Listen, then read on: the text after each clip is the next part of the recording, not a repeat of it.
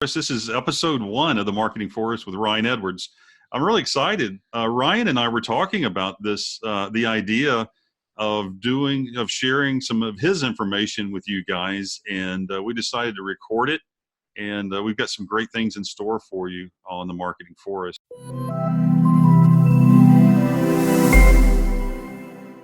Thanks a lot for being here, Ryan. I'm excited to talk to you. Oh, it's a pleasure to be here, and I'm pretty excited about this podcast also. And so we're going to share about the digital marketing journey and getting started. One, I'm going to share with you a little bit about his experience and some of the clients he's worked with. But more than that, the reason he's here is because how smart he is. And he is the guy, I know he's like smiling, I know but he's the guy, the behind the scenes that helps folks with their projects. And I'm talking, he helps some of the biggest, literally the largest marketers in the world develop their online and their digital marketing programs. He helps agencies all over the world, literally all over the world, along with some of the biggest brands. So when I'm talking about brands, I'm talking about Procter & Gamble. I'm talking about the folks at Disney.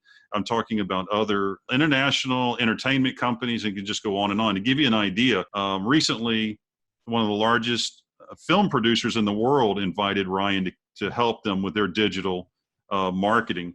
So that meeting grew from 2 people to over 30 people in the meeting. And he's been kind enough to help me and some of my clients as well. He is a director of digital consumer experience. Is there anything you want to share at all about your background? Well, it's just that after years of working, as you said, with the P&Gs and the Chases of the world, we realized that there is a lot of things for the emerging companies, the new companies, and the up-and-coming companies that we take for granted that needs to be that can be shared, just to be helpful, just to give them that first step down that digital marketing road. So, Ryan, what is digital marketing? How do we begin to understand, frame it, and give it context for people?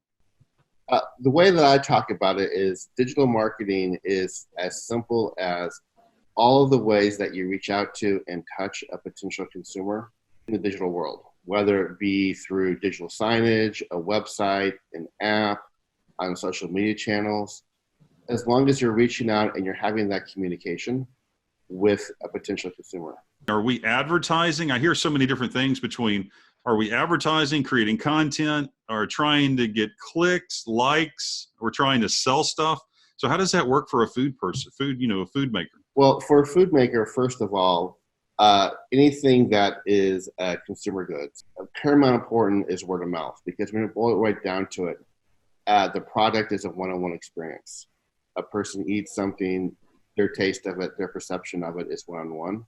So paramount important is letting people know other people's experiences with it, what they view the quality as, the retention of it, as well as letting people know why it is that you're doing it, but what has driven you to create this product. So you're taking me offline. You're taking me out of the digital world. I'm thinking digital and I'm thinking online, and then you're talking about word of mouth. How do we connect the two?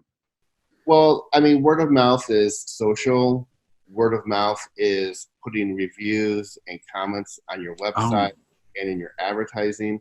One thing that we found is that if you have for example, a star rating next to a purchase CTA, generally speaking, your purchases go up anywhere from 15 to 20%.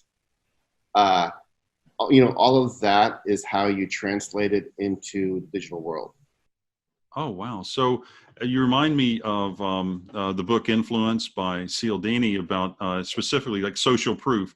And so you're giving us, you're breaking down social proof online, and you're talking about the star system. You're talking about anything that can share with that we can somehow emulate word of mouth, but do that online. Right. And that ties in with acquisition by, let's say, for example, you have a banner ad campaign saying in your area, you have a product and it is ice cream, and it's a great ice cream, and we have all these flavors.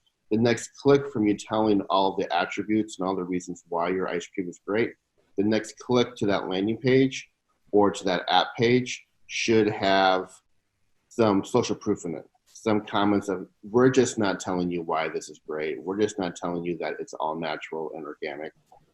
Here's the other people like you who have tried it and have found this to be true. And that also ties into real world. And the lines between digital and real world can be blurred a little bit, where if you are running ads for a person to view while they're shopping, which is a frequent thing that we do. Person's in the supermarket, they're looking at their recipes or their to-do list, and you have an ad in there. You want the ad to reference visually something, whether it be the brand, packaging, or something real world or in your supermarket display, to tie those two experiences together.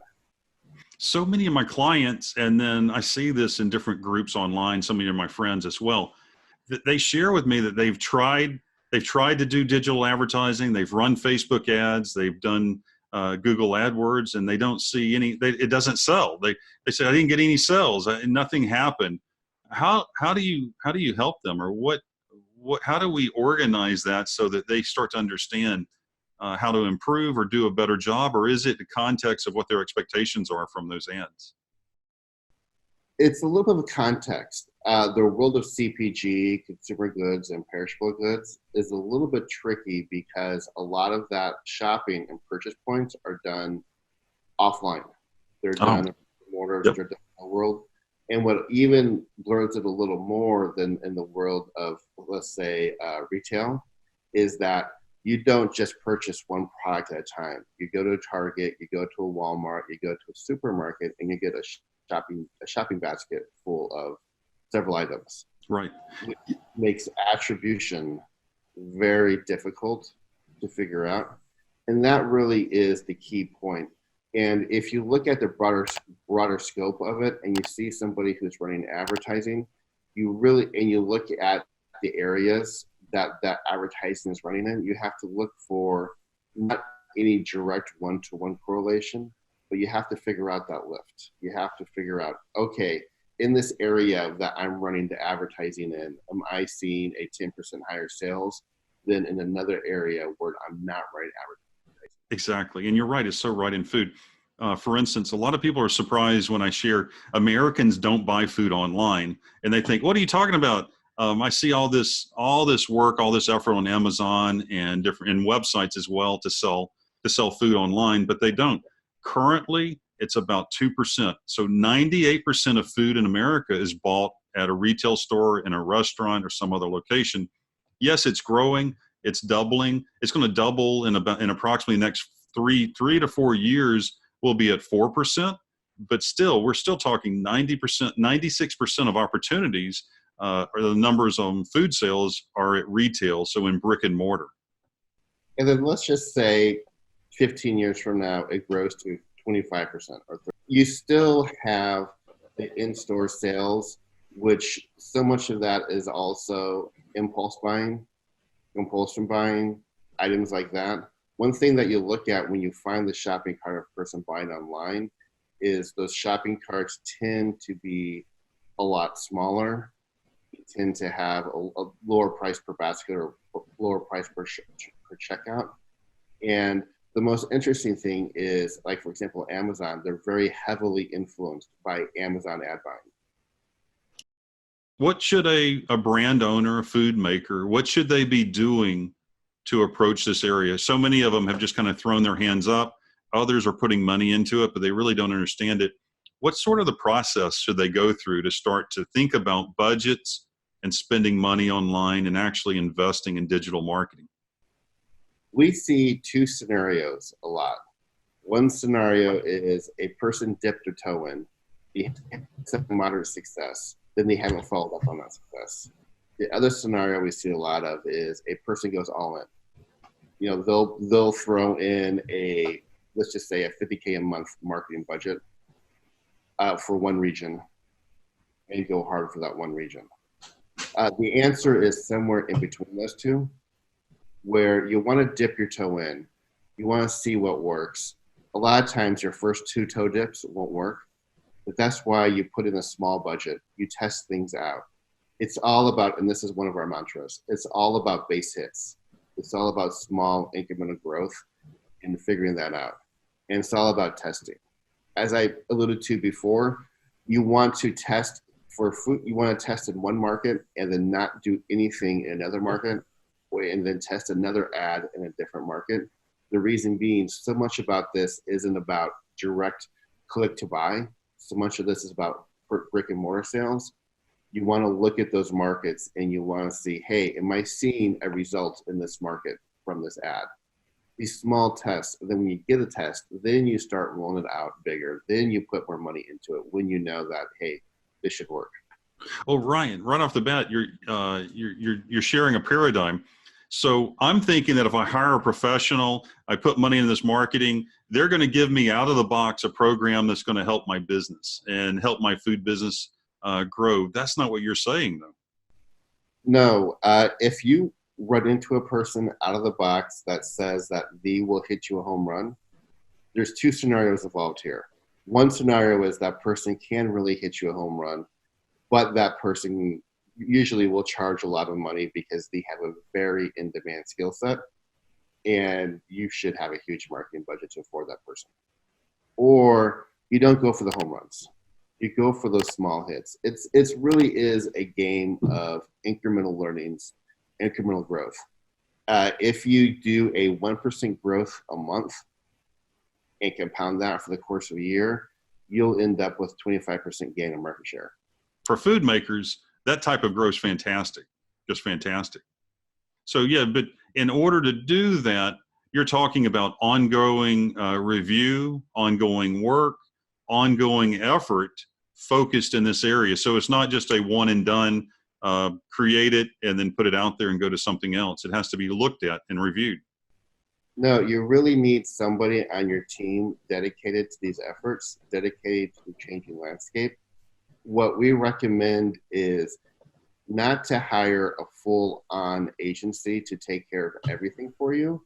We recommend having somebody in your team who spends 30 hours a week executing and understanding this, and then hiring a consulting agency to spend some time with you each month just to go over the results, to give a second set of eyeballs to it, a second opinion, and just to give you some guiding principles.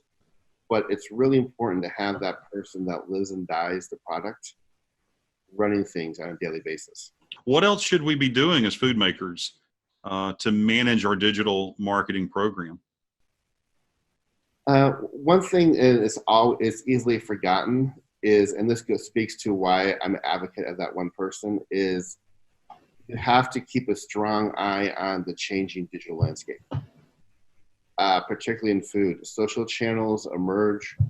Food can be very demographic driven. That your packaging almost always speaks to a certain demographic, which that means that your advertising almost always speaks to a certain demographic. Shifts in the digital landscape can have dramatic effect on the demographic. If you were not on top of the shift of privacy issues on Facebook, for example, and you were doing Facebook commerce or just doing Facebook advertising, you took a big hit a few months ago. For some people, if your demographic is in Instagram and you're not on top of the selling on Instagram, direct sales in there, you missed a big opportunity. So that's my one big watch out is don't get set in your, hey, this channel works today, because changes happen so fast that channel that works today may still work for you, but you're missing even bigger opportunities 4 months down the road. Wow. So so digital marketing is not just doing Instagram or I'm just going to do Facebook. There's a broader opportunity out there as far as where to spend our money for media. Right, and it's really about the whole consumer journey, from that how you speak to that person from the first touch point to after they purchased your product. So does email fit into this consumer experience in your view? For some products, yes. It depends on the product. We've tried email or CRM campaigns for some products purchased in grocery stores. One was for cuties, and really it did not work out very well. Oh, wow. On a single item such as that's such a small price point with such a small percentage of your basket, people don't want to engage with you on that personal level. What we found, for example, for cuties was to give them some fun, educational, and health-focused games for kids to play in the grocery store on their phone. How did you deliver that? How did you deliver those games in the store? We engaged with the parents before they went to the store, when they're shopping, when they're doing their checkouts, on some apps where you create your shopping lists. And we didn't position it as an ad. We positioned it as a, hey, here's something to help you out as you do your shopping. I'm just kind of amazed. My mind's blown.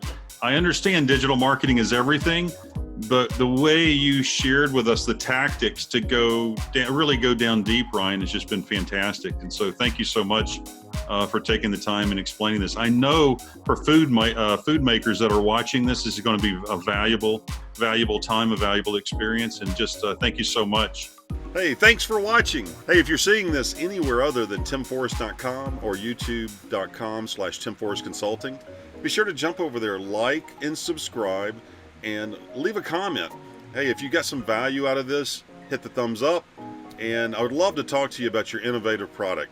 Jump on my schedule, timforrestmarkets.com. If you have a question, send me a note, tim@timforrest.com, and have a great day.